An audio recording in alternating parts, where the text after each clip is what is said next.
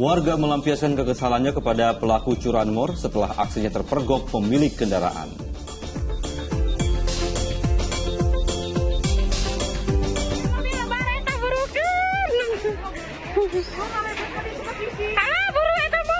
Kepanikan warga terjadi saat si jago merah mengamuk dan menghanguskan 5 kios di pasar Cikurubuk, Tasikmalaya.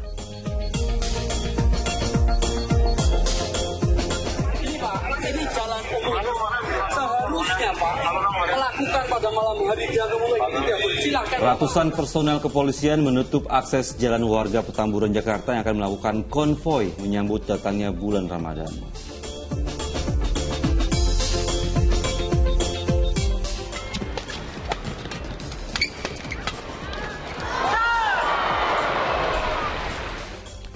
Pasangan ganda putra Fajar Alfian Muhammad Rian Ardianto berhasil meraih gelar perdana di kejuaraan All England 2023 setelah menumbangkan seniornya Muhammad Ahsan Hendra Setiawan dalam All Indonesian Final.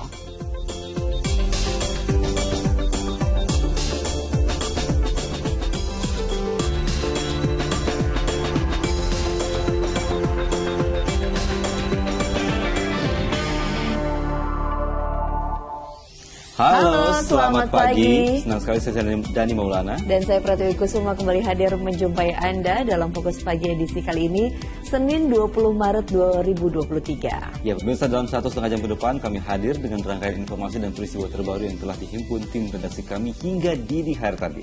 Langsung saja kita awali informasi di Fokus Pagi. Ya pemirsa, pasar HPKP Cikurubuk di Tasikmalaya, Jawa Barat terbakar hingga menyebabkan 5 kios hangus. Ya, beruntung pemadam cepat memadamkan api sehingga kebakaran ini tidak meluas.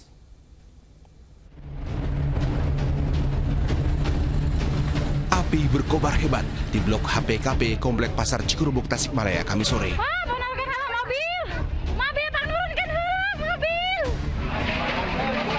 Warga semakin panik kala si jago merah makin membesar. Api diketahui muncul dari kios telur yang kemudian merambat cepat tak terkendali. Upaya warga untuk memadamkan api dengan alat seadanya tak membuahkan hasil. Untunglah petugas pemadam yang datang bergerak cepat dan berhasil memadamkan api. Belum diketahui pasti penyebab kebakaran yang membuat 5 kios dan warung ludes terbakar. Api dapat dipadamkan dan untuk perkaranya sekarang masih dalam penyelidikan. Ada korban jiwa, Pak? Penyebab kejadian masih dalam penyelidikan pihak identifikasi Polres Tasikmalaya. Sementara itu, dugaan korsleting listrik penyebab kebakaran juga masih diselidiki. Tidak ada korban jiwa dalam insiden ini, namun para korban merugi karena barang dagangannya ludes terbakar. Eko Setiabudi melaporkan dari kota Tasikmalaya, Jawa Barat. Ya, pabrik plastik di Sukoharjo, Jawa Tengah juga terbakar. Api baru bisa dipadamkan 5 jam kemudian setelah 13 unit mobil pemadam kebakaran dikerahkan.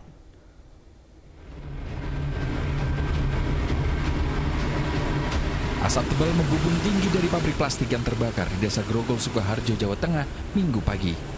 Sejumlah petugas pemadam kebakaran berjibaku memadamkan api yang kian membesar, menghanguskan seluruh isi bangunan.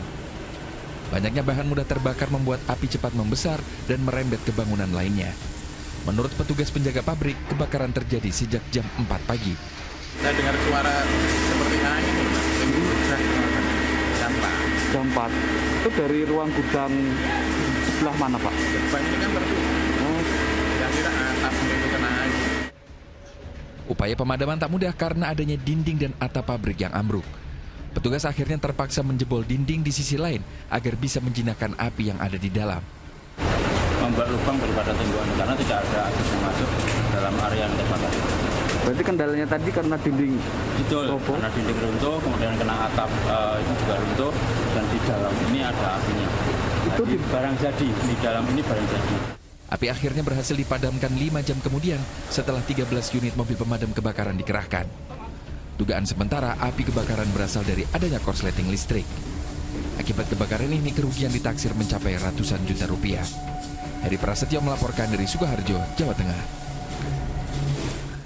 Diduga lahan perkebunan yang sengaja dibakar mengakibatkan kebakaran hutan di Bengkalis, Riau kian meluas. Ya, ada sebanyak 20 hektar lahan ini hangus terbakar.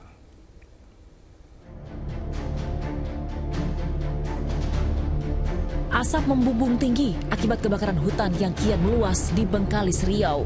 Diperkirakan, lahan yang terbakar mencapai 20 hektar. Tim pemadam kebakaran gabungan dari BPBD, polisi, TNI, dan masyarakat peduli api terus berjibaku melakukan pendinginan.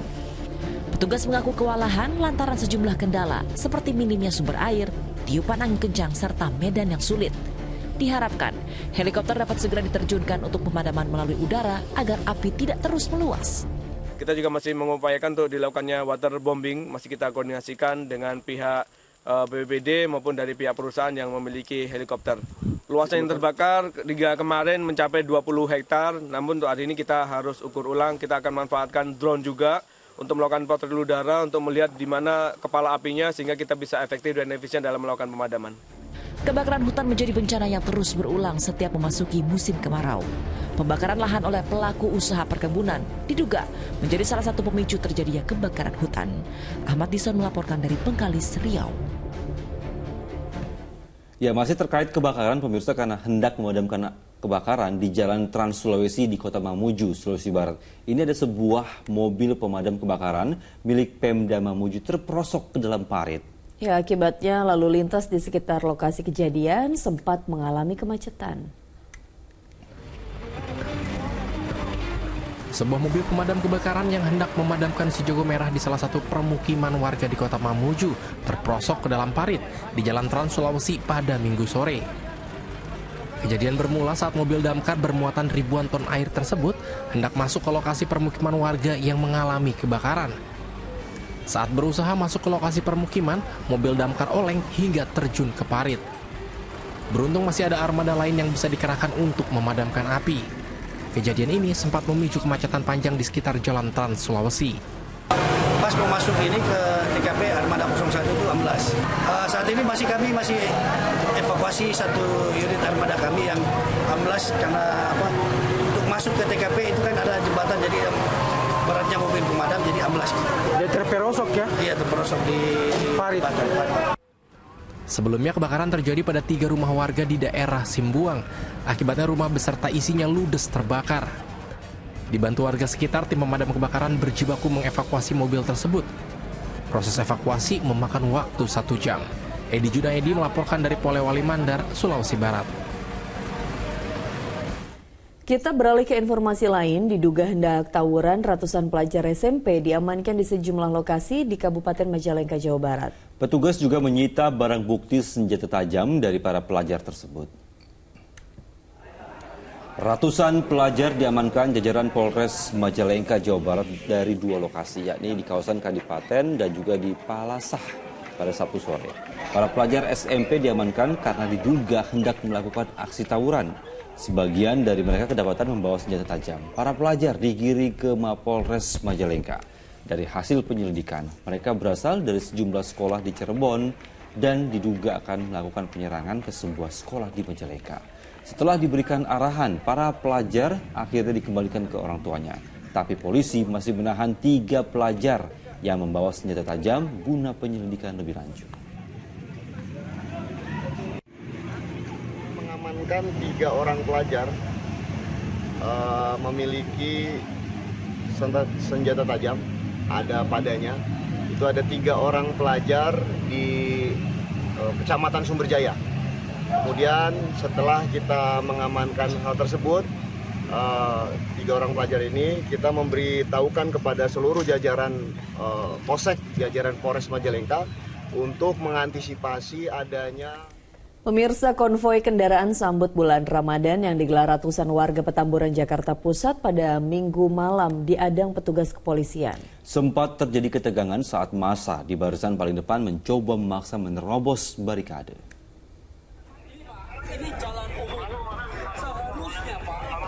Seperti inilah upaya petugas kepolisian memberi pengertian kepada ratusan warga Petamburan, Tanah Abang, Jakarta yang akan melakukan konvoi pawai obor dalam rangka menyambut bulan Ramadan. Selain memasang kon dan kawat berduri, polisi juga menutup akses jalan dengan ratusan personel Sabara dan juga Brimob. Ratusan warga yang rencananya akan konvoi mengelilingi sejumlah ruas jalan di ibu kota langsung berputar arah dan hanya melakukan iring-iringan di sekitar jalan Petamburan.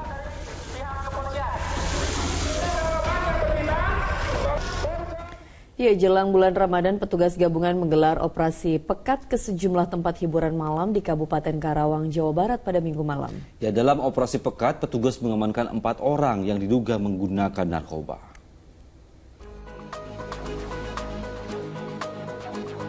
Menjelang bulan Ramadan, petugas gabungan yang terdiri dari TNI Polri dan Satpol PP melakukan operasi penyakit masyarakat di sejumlah tempat hiburan malam di Kabupaten Karawang, Jawa Barat, Minggu malam.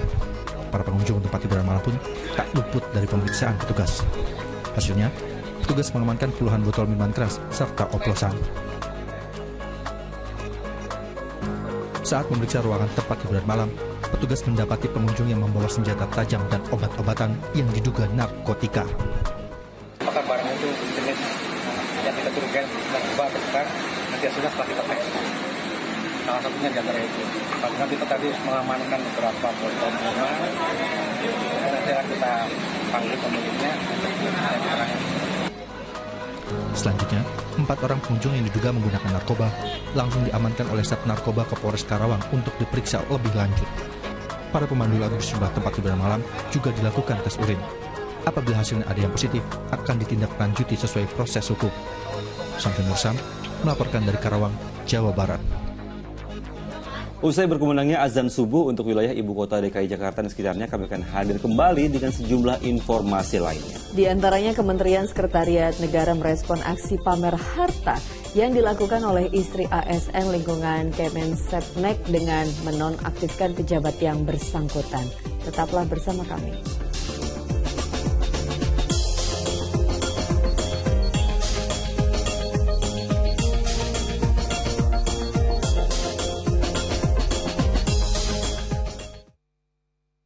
Ya, selamat menunaikan ibadah salat subuh khususnya bagi Anda warga ibu kota DKI Jakarta dan sekitarnya. Ya, kita lanjutin informasi di Fokus Pagi. Lembaga Pemasyarakatan kelas 2 Padang menggelar razia terhadap para warga binaan untuk mencari barang-barang terlarang seperti narkotika dan juga senjata tajam. Hal serupa juga dilakukan di Lapas kelas 2A Mataram. Petugas gabungan memeriksa satu persatu warga binaan dan menggeledah ke dalam setiap kamar penjara. Ratusan personel TNI, Polri, Kemenkumham, dan petugas lapas menggelar razia di Lembaga Pemasyarakatan kelas 2 Mataram pada Minggu pagi. Razia dilakukan dengan memeriksa satu persatu ruangan dan barang bawaan para warga binaan untuk mencari barang terlarang seperti narkotika dan senjata tajam. Hasilnya sejumlah barang terlarang seperti korek api, silet, ponsel, hingga pisau yang ditemukan langsung disita petugas. Razia ini untuk memastikan lingkungan lapas bebas dari peredaran narkotika dan barang terlarang, sekaligus menjaga kondusivitas dan kenyamanan warga binaan menjelang Ramadan dan Hari Raya Nyepi. Tujuannya kami yang pertama untuk menjaga keamanan situasi lapas ini biar tetap aman. Terus yang kedua, lapas bersinar, bersih dari peredaran gelap narkoba, peredaran genap handphone, uang. Dan juga yang terakhir kita bersih-bersih kabel listrik. Ini untuk menghindari adanya resiko-resiko kebakaran. Hal serupa juga dilakukan petugas lapas di Padang, Sumatera Barat. Petugas menggelar razia dadakan dengan menggeledah satu persatu warga binaan. Setelah itu razia dilakukan dengan mengecek ke dalam setiap kamar. Beberapa barang terlarang seperti ponsel, korek api, hingga ikat pinggang besi ditemukan petugas. Barang-barang yang disita kemudian dikumpulkan di aula lapas sebelum nantinya akan diserahkan kepada keluarga warga binaan agar bisa dimanfaatkan dengan baik. Tim Liputan melaporkan.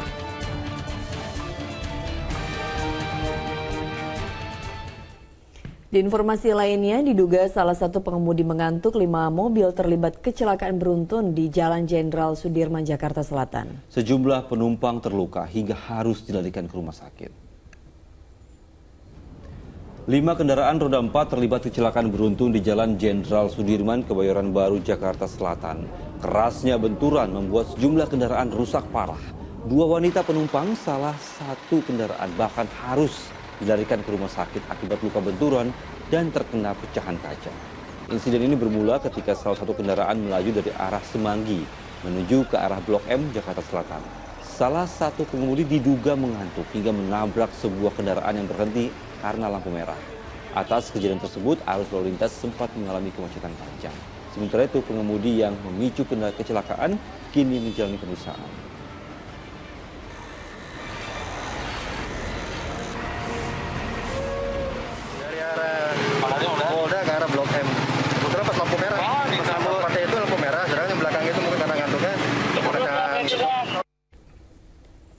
Satu orang meninggal dunia dan 2 orang lainnya luka parah setelah sepeda motor yang mereka naiki terperosok ke jurang sedalam 30 meter.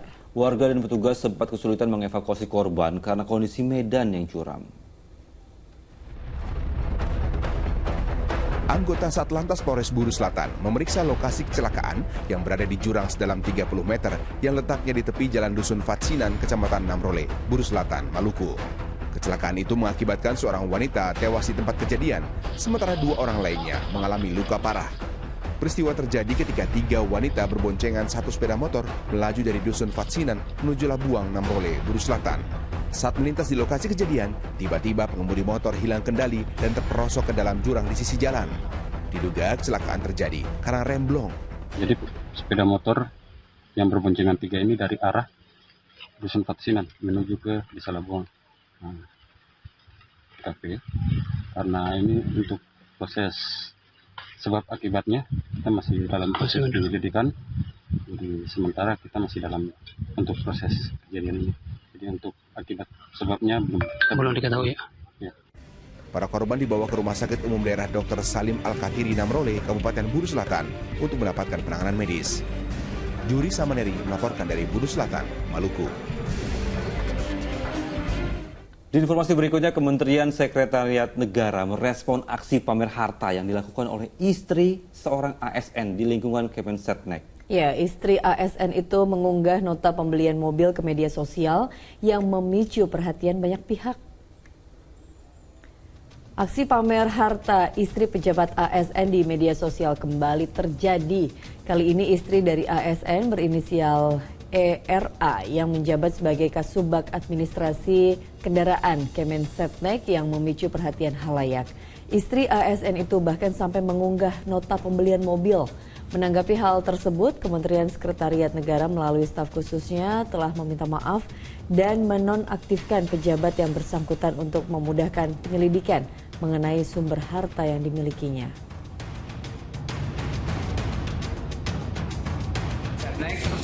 Meminta maaf atas ketidaknyamanan yang terjadi atas isu yang berkembang dan telah menonaktifkan saudara Esa dari jabatannya. Ini dilakukan untuk mempermudah melakukan verifikasi atas informasi-informasi yang berkembang saat ini. Selanjutnya juga dibentuk tim verifikasi internal untuk mengecek sumber pendapatan saudara Esa sebagai ASN di lingkungan Kementerian Sekretariat Negara sampai. Kita beralih ke informasi lain, seekor buaya ditangkap oleh seorang pemancing ikan di Nagari Pinaga di Kabupaten Pasaman Barat. Kemunculan buaya sudah kerap terjadi 1 tahun terakhir. Buaya sepanjang 2 meter ditangkap warga Jorong Pinaga, Kabupaten Pasaman Barat, Sumatera Barat pada hari Minggu. Buaya tersangkut jaring ikan di bendungan Batang Tongar. Warga kemudian memasukkan buaya ke dalam truk dan disirami air.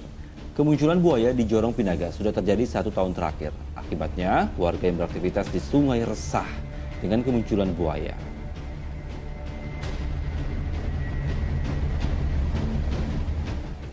Mencoba mengambil alat pemancing yang terjebak di tengah kolam ikan, seorang pemancing di Kabupaten Mojokerto tewas tenggelam. Petugas gabungan melakukan pencarian terhadap seorang pemancing yang hilang tenggelam 18 Maret lalu. Setelah dilakukan selama 17 jam pencarian, korban akhirnya ditemukan dalam kondisi tak bernyawa. Korban bernama Muhammad Anwar tenggelam usai mengambil joran atau alat pemancing yang terjebak di tengah kolam pancing di Desa Kalisogo, Kabupaten Sidoarjo. Jasad korban langsung dibawa ke Rumah Sakit Bayangkara Porong untuk dilakukan pemeriksaan. Untuk lokasinya kurang lebih 5 meter dari titik lokasi terakhir korban terlihat. Kemudian oleh tim SAR gabungan dievakuasi dan dilarikan ke RS Bayangkara Porong untuk kemudian diserahkan kepada pihak keluarga. Kejadian ini menambah daftar panjang kecelakaan saat berkegiatan di air. Pihak BPBD Sidoarjo mengimbau agar masyarakat lebih waspada saat beraktivitas. Eko Yuda melaporkan dari Sidoarjo, Jawa Timur. Pemirsa, sejumlah tempat pemakaman umum di berbagai daerah di Indonesia mulai dipadati para peziarah jelang bulan suci Ramadan. Membludaknya peziarah yang datang ke TPU juga menimbulkan kemacetan panjang. Menjelang bulan suci Ramadan, para peziarah mengunjungi TPU Karet Bifak, Tanah Abang, Jakarta Pusat pada hari Minggu. Ramainya peziarah yang datang menyebabkan kemacetan panjang akibat banyaknya kendaraan pribadi peziarah yang keluar masuk ke kawasan TPU Karet Bifak. Selain itu, lalu lintas juga tersendat karena diperparah ada banyaknya kendaraan peziarah yang parkir di sepanjang bahu jalan.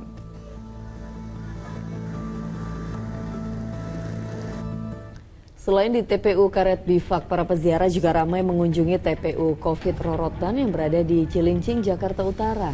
Antrean kendaraan khususnya roda 4 yang ingin masuk sampai mengular hingga ke ruas jalan. Begitu juga dengan di areal pemakaman. Meski di bawah teriknya sinar matahari tidak menyurutkan niat mereka untuk berziarah ke makam keluarga.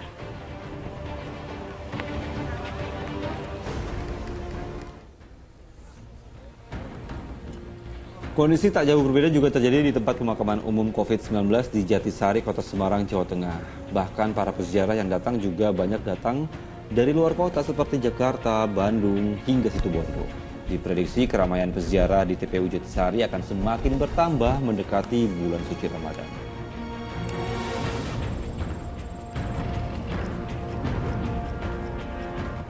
Pemirsa, niat untuk menabur bunga di makam keluarga dan kerabat sejumlah peziarah di TPU Semper, Cilincing, Jakarta Utara justru kebingungan. Ya, hal itu terjadi karena puluhan makam di TPU terendam banjir. Hujan deras yang mengguyur Jakarta beberapa hari terakhir menyisakan genangan air yang cukup dalam di tempat pemakaman umum Semper, Cilincing, Jakarta Utara. Warga yang hendak melakukan ziarah di makam keluarga dan kerabat Minggu siang justru dibuat bingung karena sebagian makam terendam banjir. Karena tidak bisa berdoa di atas makam, peziarah memilih melantunkan doa dari kejauhan. Kalau tahun kemarin terakhir saya ke sini tuh bawahnya udah banjir. Tapi pas makam nenek saya itu belum kena banjir, cuman kelilingnya udah air semua. Saya ini sama keluarga ke makam sini, ke makam nenek sama kakek. Nah, jadi mengingat kondisi ya pemakaman Budi Dharma ini banjir ya sangat disayangkan ya, karena mungkin keluarga-keluarga yang lain kalau misalnya mau ke sini juga jadi bingung nih, makamnya pada kerendam. Menjelang bulan Ramadan yang tinggal beberapa hari lagi, jumlah peziarah di TPU Semper meningkat tajam. Arrofa Supandi melaporkan dari Jakarta. Ya, pemirsa, sejumlah persiapan dilakukan untuk mengantisipasi membludaknya pemudik pada saat Hari Raya Lebaran. Diprediksi jumlah pemudik tahun ini mencapai 123 juta orang. Mengantisipasi melonjaknya pemudik Lebaran di tahun ini, sejumlah persiapan dilakukan. Diprediksi, jumlah pemudik mencapai 123 juta orang. Dalam rapat koordinasi pada Minggu siang, Menteri Perhubungan bersama sejumlah pihak menyiapkan beberapa langkah. Di antaranya, rekayasa lalu lintas, sistem ganjil genap, serta mudik gratis agar tidak terjadi penumpukan kendaraan, terutama kendaraan roda 2. Naiknya mendekati 50%. Nah, ini adalah 50% daripada penduduk Indonesia. Tentu ini menjadi concern kita bersama agar kita lebih siap. Beberapa hal yang ditingkatkan, ada 3 jalur jalan tol ya, Jakarta Cikampek, Cisendawu ya, lalu ada yang ke arah Jakarta Utara, dan dari BUJT juga ada tambahan krain, tambahan kon, dan sebagainya. Rencananya, Kementerian Perhubungan melalui Ditjen Perhubungan Darat bersama dengan Kakor Lantas akan menerbitkan surat keputusan bersama yang mengatur tentang rekayasa lalu lintas, termasuk peraturan untuk kendaraan pengangkut barang. Novisal melaporkan dari Cikampek, Jawa Barat.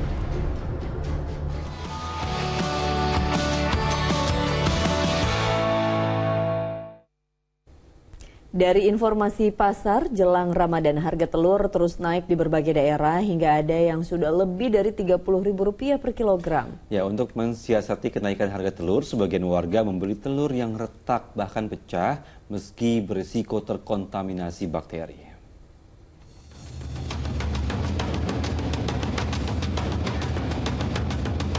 Harga telur ayam yang semakin melambung hingga menembus Rp30.000 per kilogram dikeluhkan kaum ibu.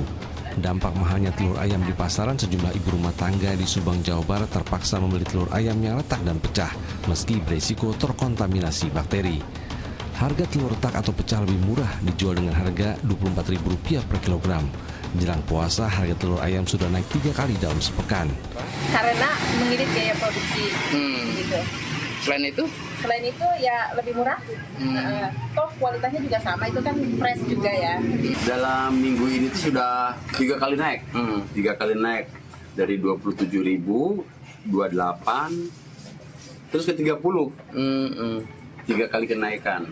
Apa yang jadi penyebab, Pak? Itu biasa tradisi tahunan ya, menjelang Ramadan itu harga telur memang seperti itu. Di Pasar Duku Kupang, Surabaya, meski harga telur semakin mahal yang mencapai Rp30.000 per kilogram, nyatanya omset penjualan pedagang telur meningkat. Jika biasanya hanya 40 kg telur terjual, jelang puasa pedagang bisa menjual 60 kg telur. Tim Liputan melaporkan. Ratusan warga Pulau Kisar, Kabupaten Maluku Barat Daya, Provinsi Maluku mengantre panjang untuk bisa mendapatkan minyak tanah. Krisis minyak tanah itu menyulitkan warga untuk memasak makanan sehari-hari. Antrean panjang ratusan warga di Pulau Kisar, Kabupaten Maluku Barat Daya, Maluku, di salah satu pangkalan minyak tanah terjadi Minggu pagi. Mereka membawa jeriken sambil berharap segera mendapatkan minyak tanah. Antrean harus mereka jalani hingga berjam-jam. Ibu sudah ada melakukan antri juga? Bawa gennya berapa, Bu? 6. Sudah dapat? Belum. Sudah berapa jam antri? Baru 1 jam. Baru 1 jam ya, belum dapat juga, masih jauh. Angkaan minyak tanah ini berapa bulan terjadi, Bu? 3 bulan. 3 bulan ya, baru datang ini. Udah antri berapa? Baru saja sudah. Belum dapat juga ya, Bu ya? Kelangkaan minyak tanah di Pulau Kisar sudah terjadi selama 3 bulan. Dalam beberapa hari terakhir, beberapa pangkalan mendapatkan pasokan minyak tanah sebanyak 50 ton. Jumlah itu bisa mencukupi kebutuhan warga selama 2 bulan ke depan. Juhri Samaneri melaporkan dari Kabupaten Maluku Barat Daya, Provinsi Maluku. Menjelang Hari Raya Nyepi, umat Hindu mengikuti upacara melasti. Di Jembrana, Bali, ribuan umat Hindu antusias mengikuti upacara melasti. Sementara di Banyuwangi, Jawa Timur, umat Hindu juga khusyuk ikut ritual mensucikan diri tersebut.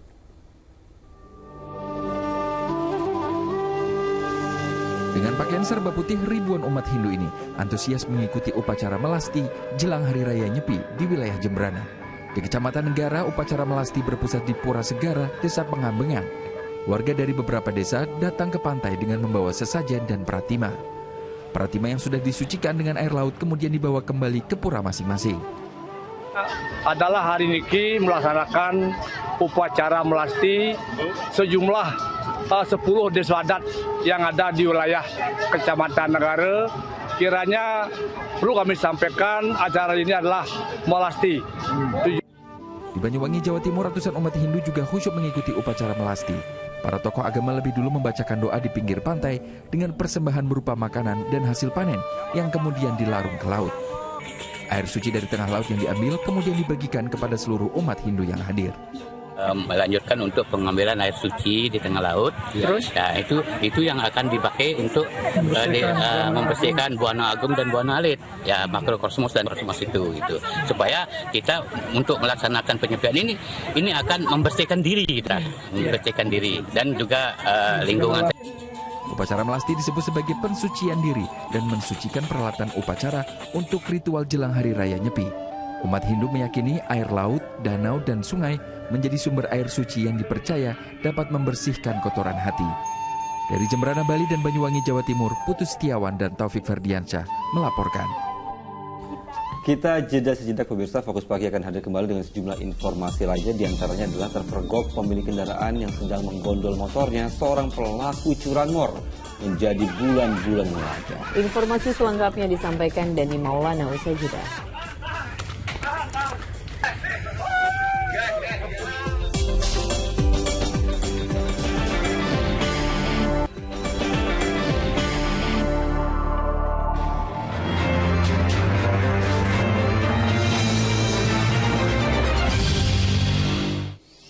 Anda kembali menyaksikan Fokus Pagi bersama saya Dani Maulana, dan kini kita masuk ke segmen Fokus Kasus. Seorang pelaku pencurian sepeda motor di Kabupaten Majalengka, Jawa Barat menjadi bulan-bulanan warga. Pelaku ditangkap setelah aksinya terpergok pemilik motor.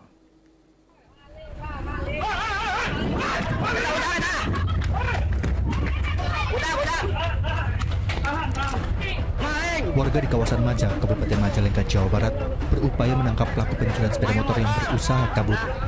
Tak ayal, saat berhasil ditangkap, pelaku dihakimi warga yang kesal dengan aksinya. Saksina mana saksina? Laporkan Beruntung, polisi dari Polsek Maja yang menerima laporan segera datang ke lokasi dan menenangkan warga. Meski demikian, sejumlah warga tetap menghakimi pelaku saat akan dibawa ke Mapolsek.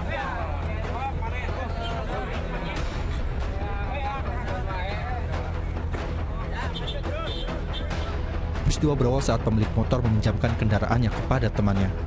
Namun, saat diparkir di depan rumah, motor tiba-tiba raib. Pemilik motor yang mengetahui motornya hilang langsung melakukan pencarian. Korban yang mendapati motornya sedang dibawa kabur pelaku langsung meneriakinya maling, hingga menyita perhatian warga yang langsung menangkap dan menghakiminya. Pada saat itu memang situasinya masyarakat sudah geram, emosi terkait dengan pelaku curanmor ini, dan alhamdulillah pelaku curanmor ini masih dapat diamankan oleh anggota Polsek Maja, dan sekarang penyidikan terhadap pelaku curanmor ini sudah dilanjutkan oleh Polres Majalengka. Selain pelaku, polisi juga turut mengamankan barang bukti sepeda motor yang dibawa kabur. Kasusnya kini dilimpahkan ke Satreskrim Polres Majalengka untuk dikembangkan. Agung Gunawan melaporkan dari Majalengka, Jawa Barat. Hampir satu pekan menjadi buronan polisi, seorang pencuri motor akhirnya berhasil diringkus oleh polisi. Sempat terjadi aksi kejar-kejaran ketika buronan itu akan dibekuk.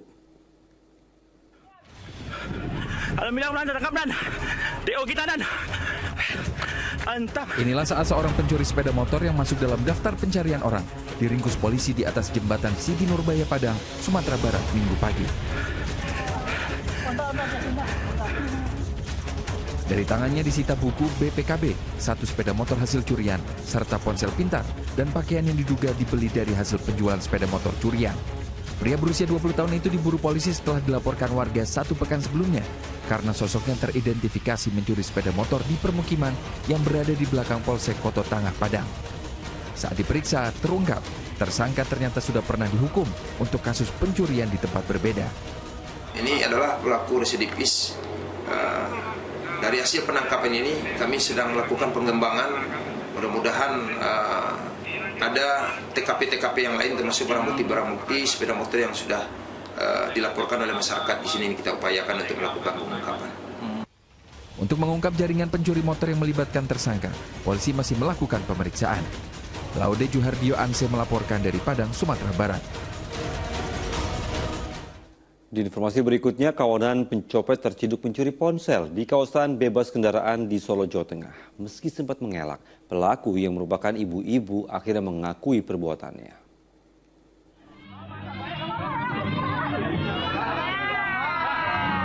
Setelah dicecar sejumlah pertanyaan, kedua ibu ini akhirnya mengakui perbuatannya. Ya, keduanya mencuri sebuah ponsel di kawasan bebas kendaraan Car Free Day di Jalan Selamat Ria di Solo, Jawa Tengah. Aksi kedua ibu itu terciduk warga yang melihatnya. Meski sempat mengelak, namun saat digeledah, polisi mendapati sejumlah barang bukti.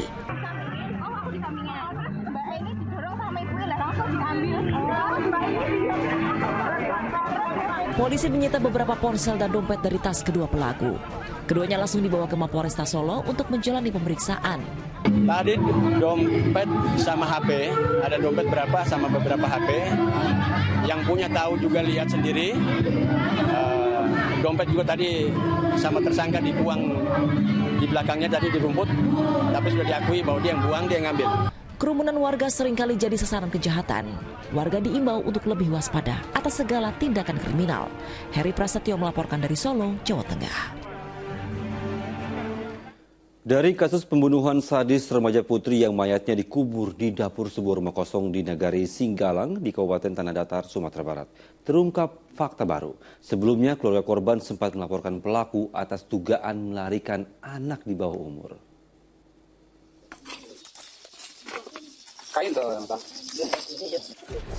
Inilah rekaman video amatir saat pembongkaran mayat gadis remaja berusia 14 tahun yang dikubur di area dapur sebuah rumah kosong di Nagari Singgalang, Kabupaten Tanah Datar, Sumatera Barat.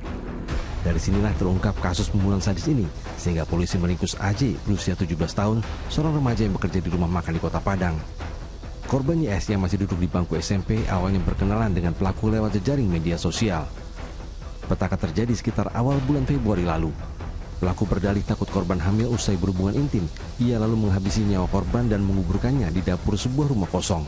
Bahwa peristiwa itu terjadi bulan Februari awal, yang mana modus yang digunakan pelaku membekap korban. Kemudian setelah melihat korban tidak bergerak, untuk memastikan pelaku memukul bagian kepala sebelah kiri. Saat ini pelaku masih menjalani pemeriksaan tim penyidik Unit Perlindungan Perempuan dan Anak Satuan Reskrim Polres Padang Panjang. Terhadap pelaku dikenakan pasal 340 junto pasal 338 KUHP. Sri Purnama melaporkan dari Padang Panjang, Sumatera Barat.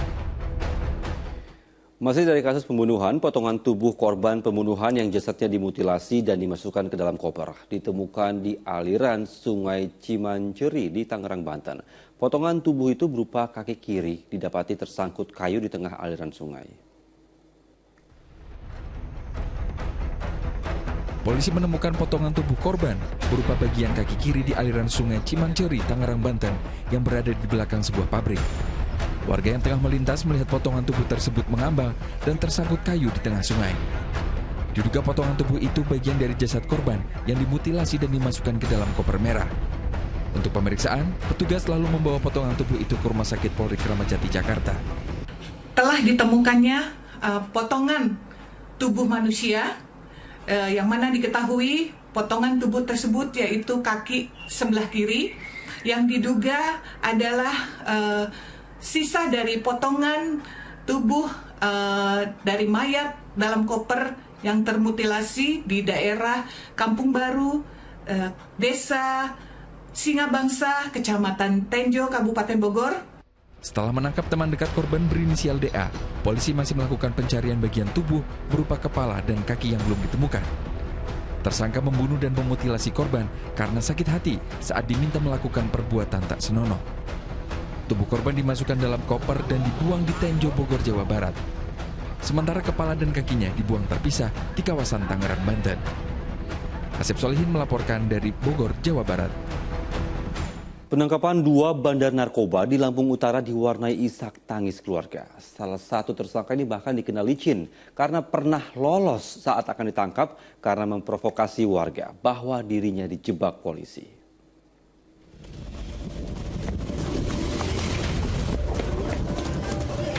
Dengan bergerak cepat turun dari mobil, petugas Sat Narkoba Polres Lampung Utara menggerebek rumah di Bukit Kemuning, Lampung Utara yang dilaporkan adanya pengedar narkoba. Perempuan dalam penggerebekan ini menangis histeris kala mengetahui anggota keluarganya terbukti sebagai pengedar narkoba. Keduanya tak bisa lagi beralasan karena ada barang bukti 2 bungkus sabu siap edar. Salah satu pengedar narkoba yang berhasil diringkus, Edi Susanto, sebelumnya dikenal licin karena pernah lolos dari penangkapan. Di tahun 2021 lalu, Edi memprovokasi warga bahwa polisi yang menangkapnya sengaja menyelipkan sabu di saku celana hingga bebas dari penangkapan. Namun kini, Edi tak bisa lagi berbohong. Meneriaki polisi bahwa itu adalah BB siluman sehingga sempat viral dan masyarakat semua mendukung UJ ini menuduh polisi menjebak yang bersangkutan. Nah, jadi sudah kami tetap pantau, ternyata baru kemarin kami buktikan bahwa yang bersangkutan memang adalah pengedar narkoba. Kedua pengedar sabu yang ditangkap mengaku mendapatkan barang haram tersebut dari seorang bandar besar di Lampung Utara yang masih buron. Kini kedua tersangka harus mempertanggungjawabkan perbuatannya dengan dijerat Undang-Undang Nomor 35 Tahun 2009 tentang narkotika dengan ancaman penjara 4 tahun. Ari Susanto melaporkan dari Lampung Utara, Lampung. Masih terkait narkoba, seorang kakek berusia 62 tahun di Bangkalan, Jawa Timur digerebek polisi karena menjadi pengedar narkoba. Untuk mengelabui polisi, kakek ini menyembunyikan narkoba di bawah genting surau depan rumahnya.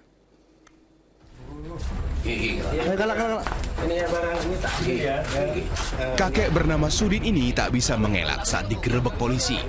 Terlebih, ditemukan 13 paket sabu-sabu yang disembunyikannya di bawah genteng surau depan rumahnya di desa Bayi Pajung, Tanah Merah, Bangkalan, Jawa Timur. Saat diselidiki, kakek berusia 62 tahun yang memiliki 6 cucu ini tergiur mengedarkan narkoba karena untungnya yang besar. Sementara sabu-sabu selama ini didapatkannya dari seorang pengedar lain dari desa Parse yang juga sudah jadi target daftar pencarian orang Polres Bangkalan. Ditaruh di atas dan kita tangkap, kita temukan barang bukti tersebut. Dan memang terbukti dia sudah kita incar lama, memang dia bandar atau pengedar di desa tersebut. Penyesalan kini datang terlambat. Akibat kenekatannya berkecimpung di bisnis haram, tersangka terancam hukuman 5 tahun penjara. Salina Wali melaporkan dari Bangkalan, Jawa Timur. Kita kembali jeda sejenak pemirsa, Fokus Pagi akan hadir kembali dengan sejumlah informasi lainnya. Di antaranya adalah kepanikan warga yang terjadi saat si jago merah mengamuk dan menghanguskan 5 kios di Pasar Cikurubuk, Tasikmalaya. Fokus segera kembali.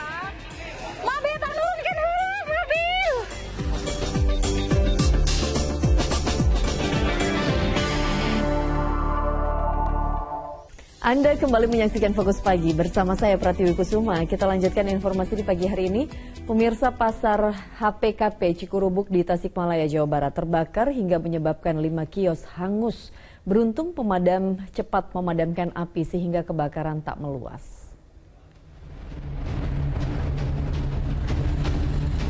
Api berkobar hebat di blok HPKP Komplek Pasar Cikurubuk, Tasikmalaya, Kamis sore.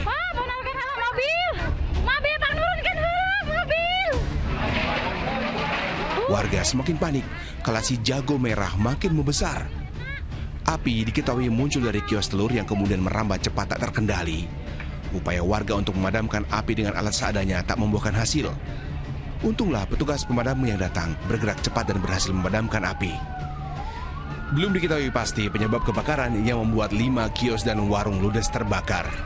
Api dapat dipadamkan dan untuk perkaranya sekarang masih dalam penyelidikan. Ada korban jiwa, Pak? Penyebab kejadian masih dalam penyelidikan pihak identifikasi Polres Tasikmalaya. Sementara itu, dugaan korsleting listrik penyebab kebakaran juga masih diselidiki. Tidak ada korban jiwa dalam insiden ini, namun para korban merugi karena barang dagangannya ludes terbakar. Eko Setiabudi melaporkan dari kota Tasikmalaya, Jawa Barat. Pabrik plastik di Sukoharjo, Jawa Tengah juga terbakar. Api baru bisa dipadamkan 5 jam kemudian setelah 13 unit mobil pemadam kebakaran dikerahkan.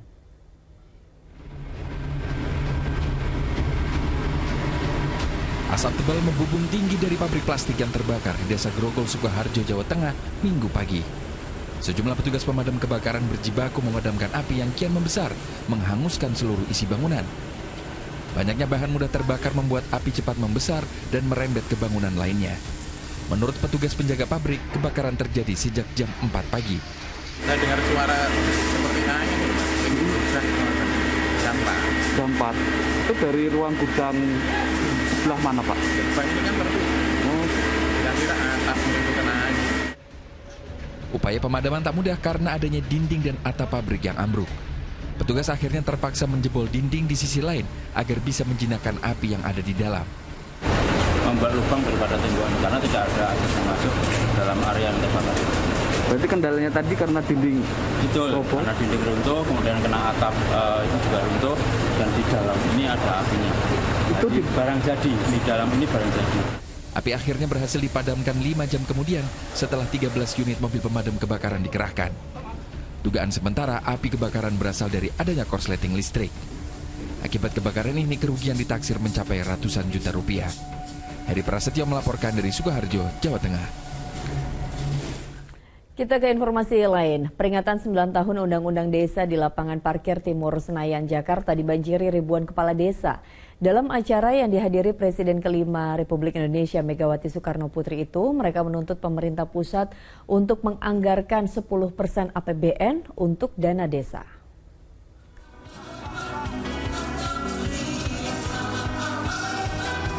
Ribuan kepala desa dan perangkat desa seluruh Indonesia kembali hadir dalam rangka acara peringatan 9 tahun Undang-Undang Desa di lapangan parkir Timur Senayan, Jakarta, Minggu siang. Para perangkat desa ini menyampaikan tuntutan kepada pemerintah pusat. Salah satunya meminta pemerintah menganggarkan 10% dari APBN untuk dana desa setiap tahunnya. Hal ini disampaikan langsung oleh Ketua Majelis Pertimbangan Organisasi Asosiasi Pemerintah Desa Seluruh Indonesia, Muhammad Asri Anas, dalam pengarahan pada acara tersebut.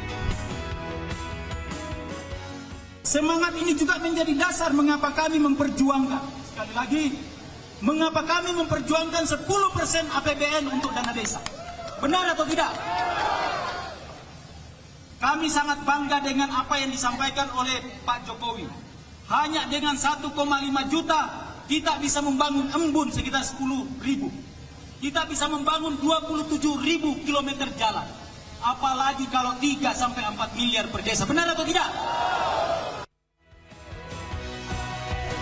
Dalam kesempatan yang sama, Presiden kelima Republik Indonesia yang juga Ketua Dewan Pengarah Badan Pembinaan Ideologi Pancasila atau BPIP, Megawati Soekarno Putri, ikut menanggapi apa yang disampaikan oleh Asri Anas. Megawati menilai tuntutan yang disampaikan kepala desa juga harus memperhatikan kondisi keuangan negara. Sudahlah, Ibu suka mikir, prihatin dong. Ngapain hari gini masih demo sih? Nggak usah, ini ada. Katanya ini pimpinan, suruh baik-baik datang. Ini Pak Utut ada. Ini juga dari DPR. Datang baik-baik. Ngapain kalian? Mau, bukannya apa? Katanya Ibu, namanya demokrasi, orang boleh dong demo. Yes. Tapi tidak begini caranya. Selain Megawati, turut hadir sejumlah menteri dan kepala daerah, seperti Menteri Koordinasi Bidang Kemaritiman dan Investasi Luhut Binsar Panjaitan, Menteri Dalam Negeri Tito Karnavian, dan Gubernur Jawa Timur Hovifah Indah Parawansa. Imam Rohman dan Tikno Handoko melaporkan dari Jakarta.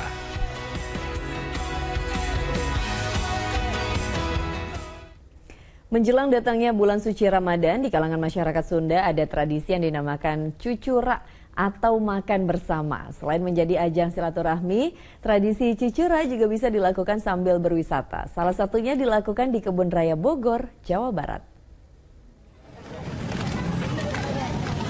Salah satu tradisi yang sering digelar oleh warga Bogor, Jawa Barat sebelum datangnya bulan Ramadan adalah tradisi cucurak atau munggahan. Tradisi yang merupakan ciri khas masyarakat Jawa Barat ini diisi dengan makan bersama yang digelar di Kebun Raya Bogor pada Minggu siang. Rata-rata pengunjung sengaja membawa makanan dari rumahnya masing-masing dan memilih tempat di area yang rindang di bawah pepohonan. Ini dalam rangka cucurak menjelang bulan Ramadan. Alhamdulillah teman-teman ingin kumpul makan bersama dalam arti yaitu silaturahmi. Mudah-mudahan dalam menjelang Ramadan ini diberikan limpahan keberkahan. Kenapa sih Bu memilih untuk di Kebun Raya, Bu? Tengah-tengah. Jadi dari semua kecamatan ini tengah-tengah ya, nggak terlalu jauh gitu. Bu, memang cucurak itu memang khasnya membawa makanan sendiri di rumah atau bagaimana, Bu? Iya, yang berbeda. Jadi patungan. Gitu. Sementara itu, tradisi cucurak ini juga menjadi berkah bagi pengelola Kebun Raya Bogor karena mengalami peningkatan pengunjung hingga 30% dari hari libur biasanya. Tingkatan pengunjung itu ada di kisaran 20 hingga 30% dibanding hari biasa ya. Karena banyak pengunjung yang datang untuk melakukan tradisi cucurak tersebut di mana berkumpul dengan keluarga, teman, dan teman-teman juga. Seperti itu. Rata-rata pengunjung dari mana nih? Kebanyakan pengunjung berasal dari Jabodetabek, tapi memang kebanyakan masih didominasi oleh dari kota ataupun Kabupaten Bogor. Selain menjadi ajang silaturahmi, tradisi ini juga sekaligus menjadi sarana berwisata bersama keluarga sebelum puasa tiba. Iwan Kurniawan melaporkan dari Bogor, Jawa Barat.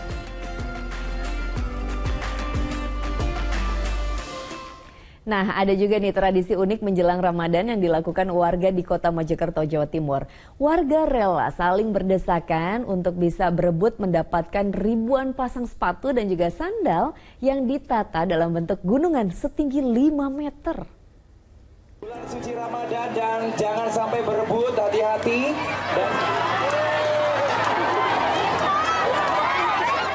Aksi saling dorong dan berdesakan untuk berebut sepasang sepatu dan sandal ini terjadi dalam acara ruah desa di Kelurahan Prajurit Kulon, Kota Mojokerto, Jawa Timur pada Minggu pagi. Tak hanya orang dewasa, aksi berebut sepatu dan sandal ini juga diikuti oleh anak-anak. Panitia sengaja melemparkan sepatu dan sandal di tengah kerumunan warga untuk diperebutkan. 2, 3, 4 cc Pak. 5. 4 cc, yang 1 cc. Oh, yang 1 cc. Iya. Perasaannya gimana Pak ikut gini Pak? Enak Pak. Kepingin ada lagi atau gimana Pak? Ya pengen.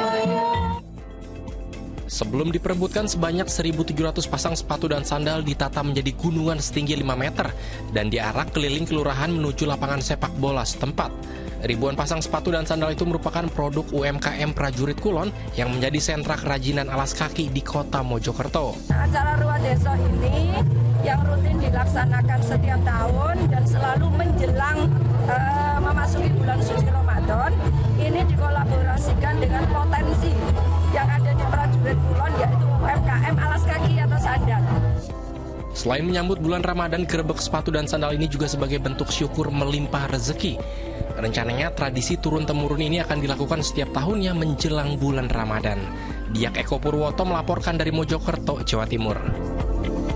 Di informasi lainnya, Yayasan Pendia Amal Peduli Kasih YPP SCTV Indosiar bekerja sama dengan Persatuan Dokter Mata Indonesia Perdami Jawa Timur dan Rumah Sakit DKT Kediri menggelar operasi katarak gratis. Sebanyak 87 orang yang mengikuti operasi katarak gratis ini rata-rata warga lanjut usia.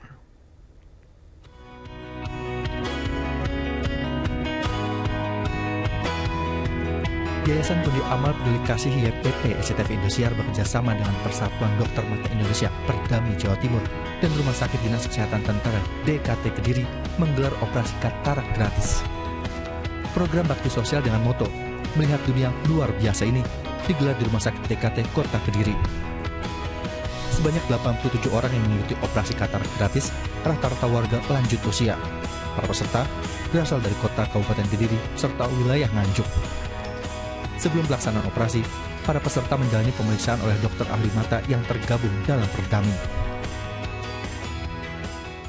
Matur nuwun, Indosiar, RCTP, sudah saya dibantu koperasi katarak. Operasi yang digelar dalam satu hari ini dilaksanakan oleh 6 operator dibantu 4 dokter program pendidikan dokter spesialis PPDS dan 12 asisten operator.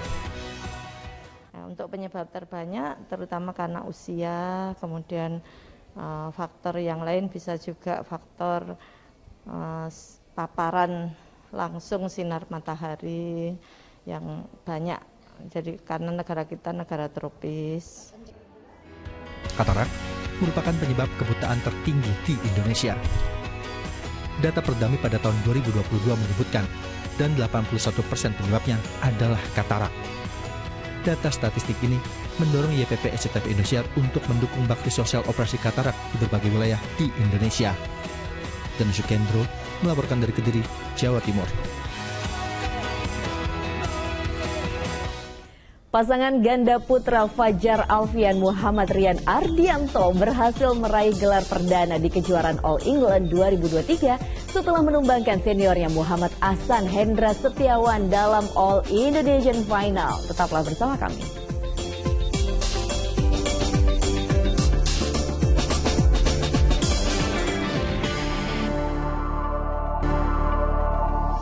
Anda kembali menyaksikan Fokus Pagi bersama saya Pratiwi Kusuma. Dan saya Dani Maulana. Kita lanjutkan informasi di Fokus Pagi. Kementerian Sekretariat Negara merespon aksi pamer harta yang dilakukan oleh istri seorang ASN di lingkungan Kemensetnek. Istri ASN itu mengunggah nota pembelian mobil ke media sosial yang memicu perhatian banyak pihak. Aksi pamer harta istri pejabat ASN di media sosial kembali terjadi. Kali ini istri dari ASN berinisial ERA yang menjabat sebagai Kasubag Administrasi Kendaraan Kemensetnek yang memicu perhatian halayak. Istri ASN itu bahkan sampai mengunggah nota pembelian mobil. Menanggapi hal tersebut, Kementerian Sekretariat Negara melalui staf khususnya telah meminta maaf dan menonaktifkan pejabat yang bersangkutan untuk memudahkan penyelidikan mengenai sumber harta yang dimilikinya.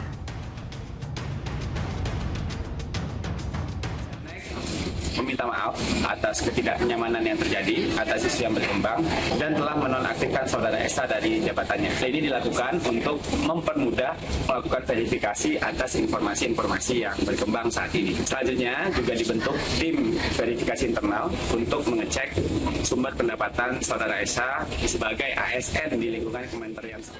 Dari informasi olahraga, pemirsa, Ketua Umum Persatuan Bola Voli Seluruh Indonesia Imam Sujarwo memastikan Proliga musim mendatang akan diisi lebih banyak tim. Ya, MTEK akan bekerja sama dengan Rans untuk membentuk tim bola voli putri sehingga ke depan MTEK akan memiliki program berbagai macam jenis olahraga.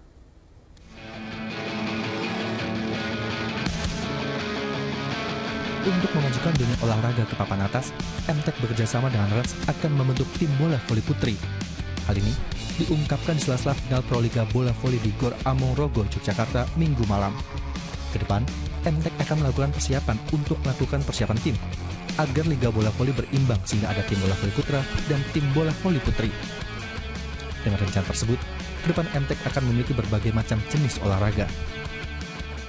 Ke depan tentu kita bisa berbicara di dunia internasional. Tidak hanya di SEA Games, kalau di SEA Games kita ya sekarang udah inilah paling di atas lah. Nah kita bisa bicara masuk di Asian Games. Di Asian Games paling tidak kita nanti setelah itu kita bisa masuk di Olimpiade. Harapan yang paling terdepan itu adalah bola voli beat.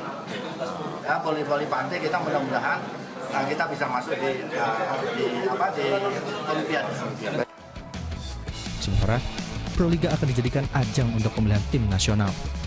Dari final Proliga yang berlangsung pada Minggu malam, nama-nama pemain yang memiliki potensi bagus akan dipersiapkan di Pelatnas dan akan dimajukan di SEA Games. 14 pemain terpilih yang berasal dari beberapa tim nantinya akan diberangkatkan dan dimajukan ke SEA Games. Wahyu Diono melaporkan dari Daerah Istimewa Yogyakarta. Pemirsa, pebulu tangkis ganda putra Indonesia Fajar Alfian Muhammad Rian Ardianto sukses menjuarai All England 2023 setelah menumbangkan seniornya Muhammad Ahsan Hendra Setiawan dalam All Indonesian Final. Ya, tapi Fajar Rian ini tidak melakukan selebrasi berlebihan lantaran Ahsan mengalami cedera di penghujung laga.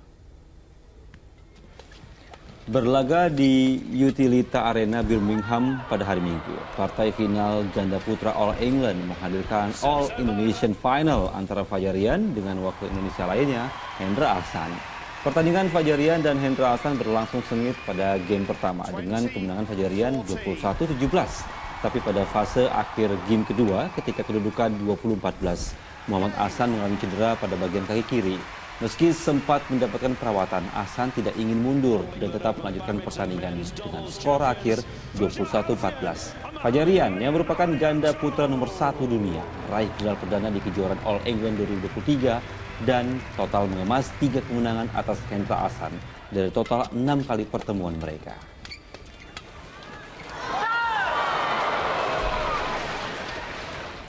Kita beralih ke pekan 31 BRI Liga 1. Persita Tangerang berhasil mengalahkan Rans Nusantara FC dengan skor 2-1. Ya, pada laga lain Arema FC juga mampu meraup 3 angka setelah menumbangkan Persikabo 1973 dengan skor 3-1. Misi Persita Tangerang untuk kembali meraih 3 angka terwujud.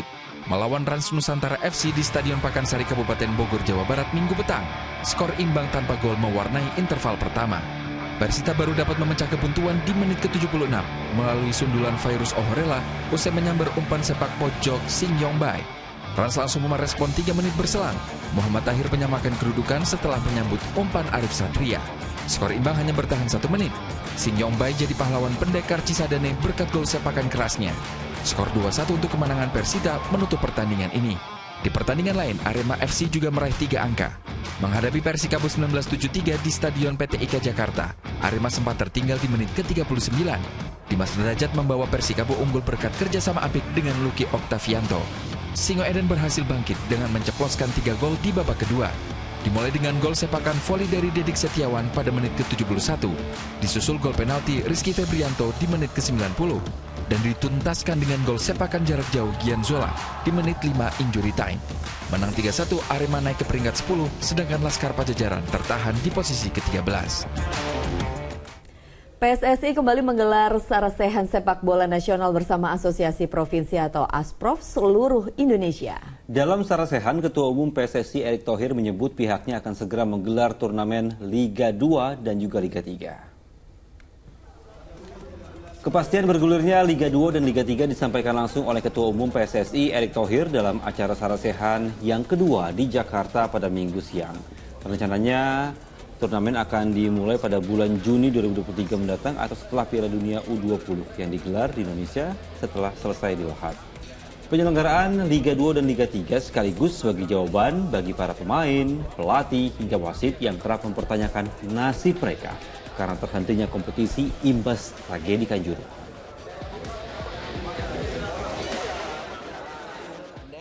Ya, kita akan melakukan turnamen Liga 2 dan Liga 3 di bulan Juni sampai bulan September atau Oktober. Ketika Liga 1 mulai. Artinya apa? Isu mengenai pemain menganggur, wasit menganggur, pelatih menganggur, kita sudah lakukan terobosan adanya turnamen Liga 2 dan Kita beralih ke informasi yang inspiratif ini pemirsa. Dari kegemaran anaknya menggambar, Chandra Malini, seorang ibu rumah tangga di Kabupaten Karanganyar, Jawa Tengah, melihat peluang cuan dari limbah kertas bekas. Ya, ini kertas bekas didaur ulang menjadi berbagai macam kerajinan. Keuletannya berbuah manis menghasilkan pundi-pundi rupiah. Inilah berani berubah, simsalabim, kertas bekas jadi cuan.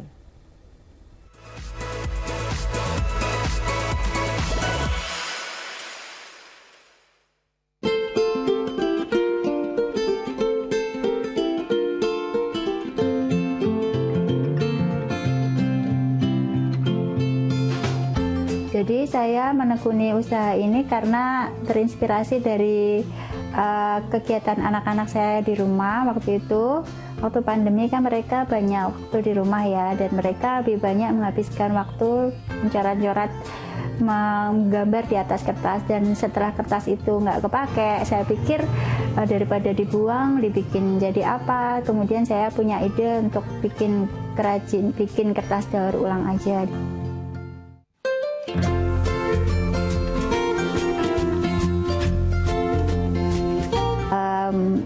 Membuat kertas daur ulang itu butuh proses yang panjang, dari membuat bubur kertas, kemudian menyaring, kemudian menempelnya ke kain satu persatu, kemudian menjemurnya. Jadi bagaimana kita mengedukasi orang untuk pentingnya mendaur ulang kertas dan tahu tentang produk kertas daur ulang itu. Jadi produk kita itu ada cetakan kertas daur ulang ya, kemudian ada paket belajar membuat kertas daur ulang, kemudian ada kertas daur ulang sendiri. Kertas daur ulang sendiri ukurannya ada bermacam-macam ya, ada yang paling besar itu kita ada ukuran A2, kemudian yang paling kecil itu A6. Yang paling diminati itu undangan ya, untuk undangan pernikahan, amplop dan kertas A4 sama A5, A6 juga. Kalau untuk kisaran harganya yang paling murah kita di 1.500 per lembar hingga 12.000 per lembar. Omsetnya ya masih sih yang antara 5 sampai 6 juta per bulan. Meski awal-awalnya sulit, tapi saya tetap semangat, pantang menyerah, dan berani berubah.